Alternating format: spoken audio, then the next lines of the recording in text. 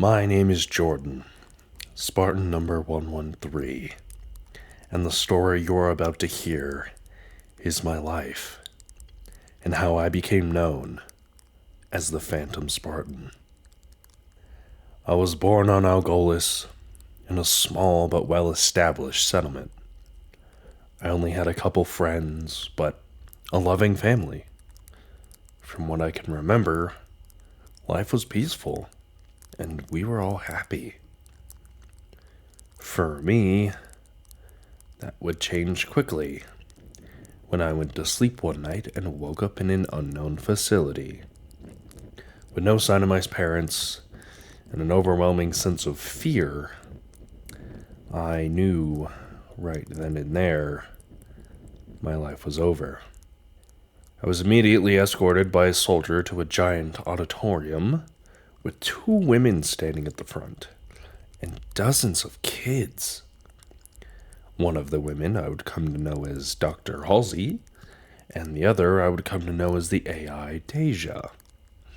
With a light sigh, as I sat there, listening to Halsey spout on about Orions and Spartans, I briefly zoned out and began to realize what I might be subjected to,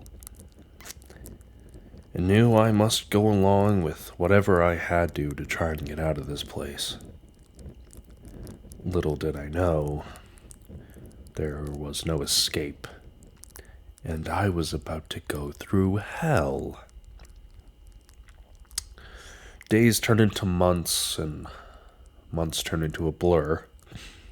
The horrors we were subjected to were unspeakable, to say the least. Kids shouldn't have to be killing other people at such a young age.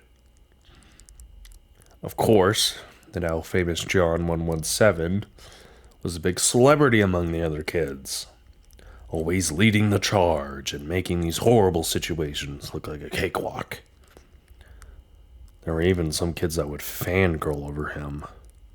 Here I was thinking I was the weird one. We were told that we were being prepared for war, that what we were training for was going to save humanity. We assumed, as we were taught, it was war against other humans, insurrectionists, and that was supposed to be the case. Of course, we all know what happened to that idea. Here comes 7 feet of ugly motherfucker ready to tear you apart with their bare hands.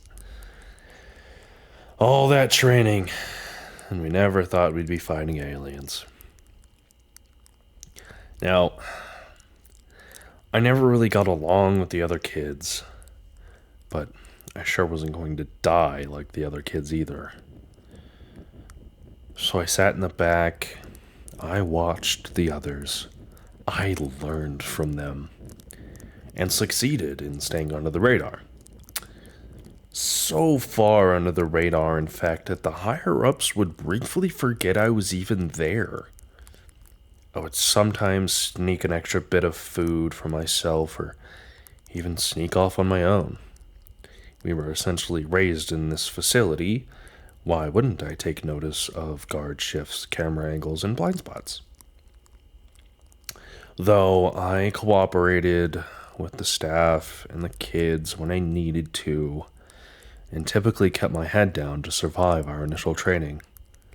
When the day came for us to receive that infamous augmentation, there was an overwhelming sense of nervousness amongst some of us, which was strange by this time, because we were used to the unknown by this point. We were used to this place.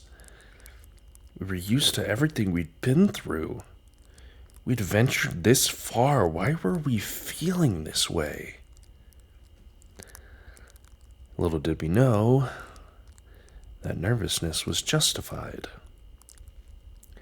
Over 30 of the kids died. Now, I could have, probably should have, been a part of that 30. But I ended up being a bit of a special goose. I received all the proper augmentations like the ones who survived, and I was in perfect health according to the scans. Only issue was, I was put into a coma. They, of course, were unsure what to do with me at first due to the conflicting situation. On the one hand, the project worked, and they had what could potentially be another perfect Spartan. But of course, on the other hand, I was in a coma, unable to do what they wanted from this program.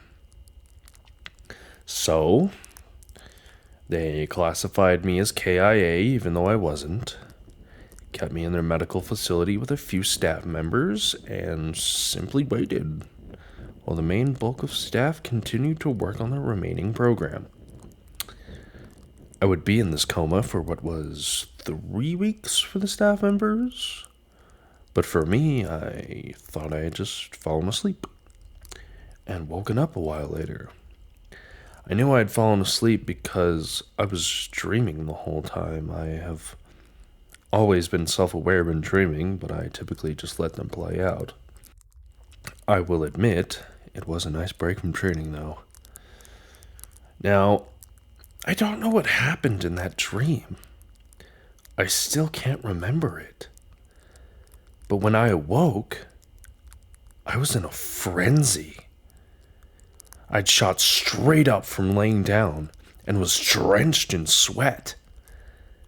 As I looked around the room, I started to calm down and asked where I was, what was going on. I was told to take things slow and try not to strain myself. They informed me of what had happened. I was devastated, to say the least. That's when I found out how long I had been out for. I only wanted to take a day to recover because I wanted to test my newfound abilities. I felt fine. Felt like I'd just fallen asleep at night and woke up in the morning.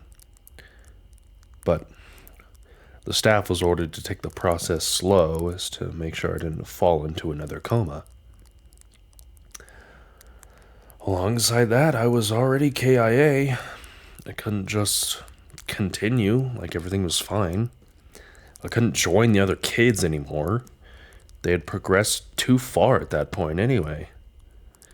This is when I had officially, yet unknowingly, started my journey to becoming the Phantom Spartan.